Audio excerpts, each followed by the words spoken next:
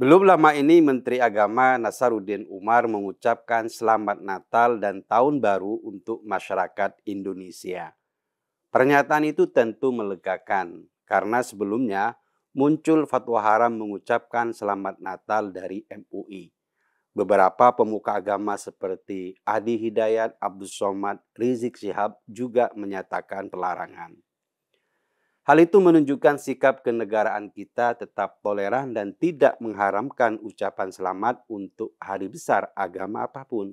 Artinya, pengharaman ucapan hari besar agama lain tidak ada urusannya dengan negara, karena negara menjamin hak berkeyakinan dan menjalankan ibadah bagi masyarakat. Pernyataan menak itu memang perlu diapresiasi, tapi di luar pernyataan tersebut, pekerjaan rumah Kementerian Agama masih banyak. Karena selama ini kasus intoleransi dan penindasan pada kelompok minoritas masih terus terjadi. Setiap tahunnya ada berbagai insiden yang menunjukkan betapa rentannya kerukunan antar umat beragama di tanah air. Tahun 2024 saja, intoleransi beragama banyak terjadi di Indonesia. 3 kasus yang terakhir misalnya, pada tanggal 22 September 2024, umat Kristen di Perumnas 2 Bekasi Selatan tidak bisa melaksanakan ibadah minggu mereka akibat larangan dari kelompok intoleran. Kemudian pada tanggal 2 Desember 2024 di Bulukumba, Sulawesi Selatan, kelompok intoleran melarang nyanyian Natal yang menjadi bagian dari tradisi keagamaan Kristen. Selanjutnya, pada tanggal 8 Desember 2024, umat Kristiani di Bogor dihalangi untuk melaksanakan ibadah Natal mereka. Kasus seperti ini terus berulang sepanjang tahun dan tidak ada solusi berarti dari pemerintah. Negara abai dengan hak kelompok minoritas untuk melaksanakan ibadah tanpa gangguan. Nasaruddin Umar dianggap sebagai salah satu contoh agamawan yang toleran, karena sebelumnya pernah menyambut kedatangan Paus Fransiskus dengan keramahan yang luar biasa. Ketika dia diangkat jadi Menteri Agama, pernyataannya pertama kali adalah bahwa dia adalah Menteri semua agama, bukan hanya agama Islam. Ironisnya, belum lama ini Nasaruddin Umar memberikan pernyataan yang tidak konsisten. Misalnya ketika dia menyatakan tidak mendengar azan di Pantai Indah Kapuk karena kurangnya masjid di wilayah tersebut. Padahal mayoritas warga di sana memang non-muslim. Jadi wajar kalau masjidnya jarang. Meskipun pembangunan masjid di kawasan seperti PIK memang penting, seharusnya Menak lebih fokus pada masalah yang lebih mendesak dan nyata, yaitu pengurusan izin pembangunan rumah ibadah bagi kelompok agama minoritas. Beberapa contoh nyata dari kesulitan tersebut adalah kasus yang dihadapi oleh Gereja Kanaan di Pondok Raya, Tangerang Selatan.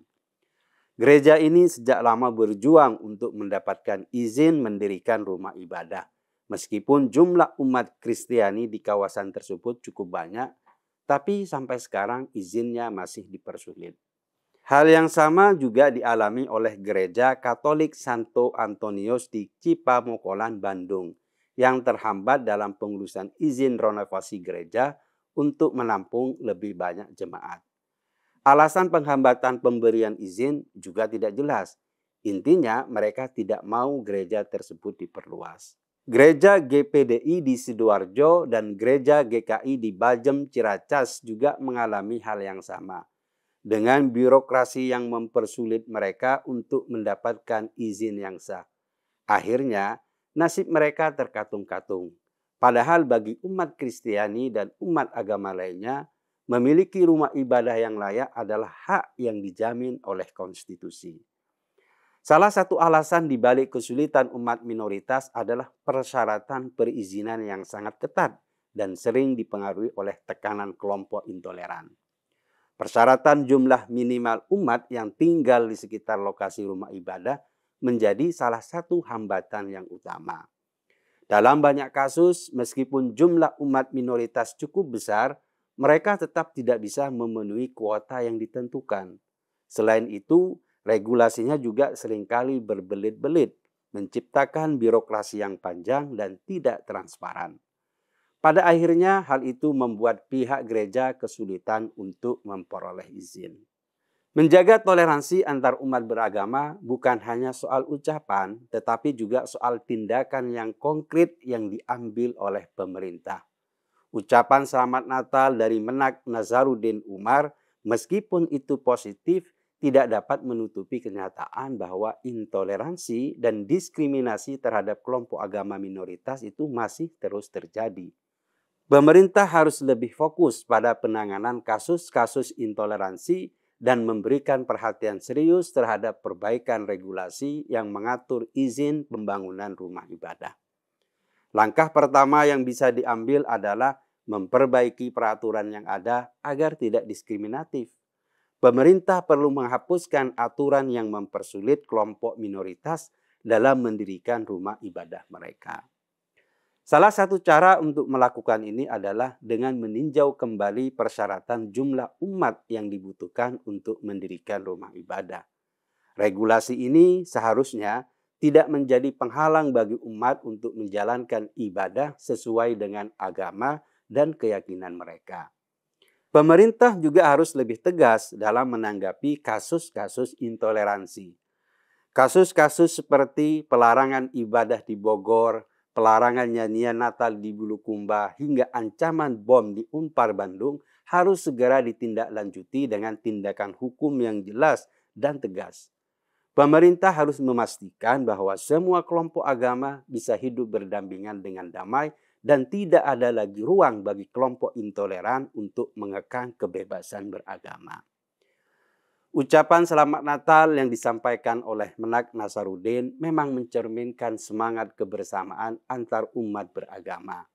Namun, selain ucapan, yang lebih penting adalah tindakan nyata untuk menghadapi tantangan intoleransi yang terus terjadi. Fokus Menak seharusnya tidak hanya pada pembangunan masjid di kawasan yang mayoritas non-muslim, tetapi juga perbaikan regulasi izin rumah ibadah bagi kelompok minoritas.